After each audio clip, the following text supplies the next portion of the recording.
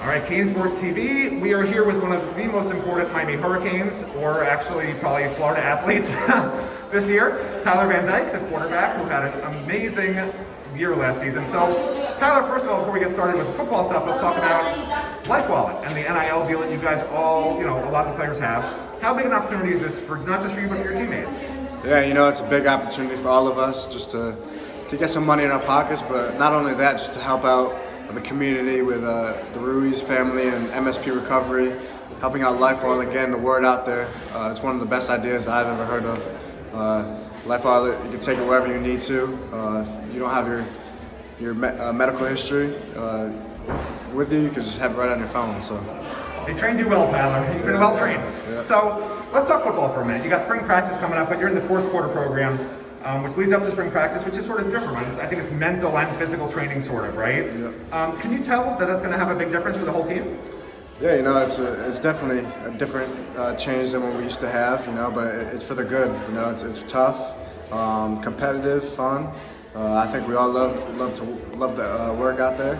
We love Coach Feld, what he's doing with us, and we can't wait to finish it up and start spring ball. And what did you learn from last year's experience? Because you were sort of thrown in the fire. You didn't prepare in fall ball like the first team quarterback, although obviously in the spring you got a chance to do that. So how are you different maybe coming to this season than you were a year ago? Yeah, I think it's just the confidence and a little bit of the experience too, just having that under my belt, going out there. And I think the leadership as well, being able to lead this team.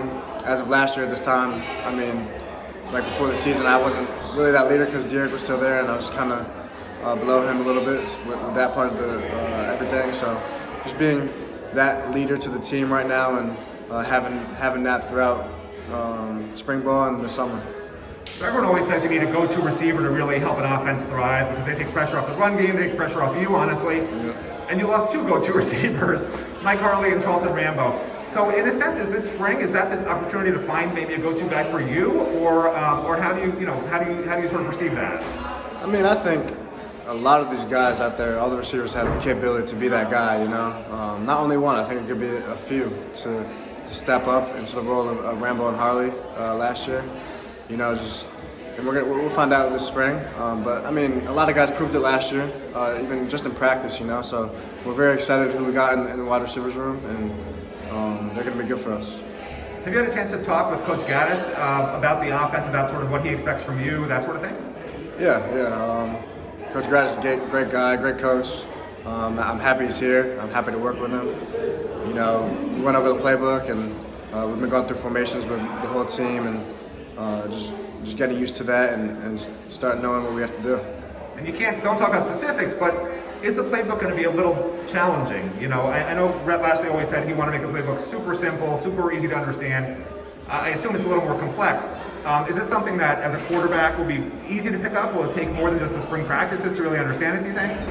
I think it just takes studying, looking it over. You're going to mess things up. It's the first time going through the playbook, new playbook. So, it definitely is a little more challenging, but, I love the challenge.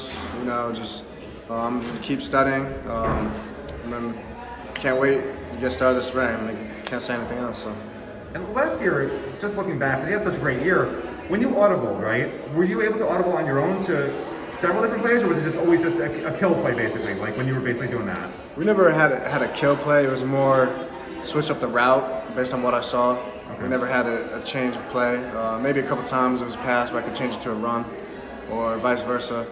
And with the RPO game, you can give the receiver whatever, slant, go, bang, whatever. So not really much of that, but more just giving signals to receivers. Okay, but you were responsible for that even in that first year starting, right? That was your decision. You look at how the defense played, and that was your decision, right? Yes, sir. So this year with that experience, will you have even more responsibility in some respects in terms of being able to switch up plays, do you think?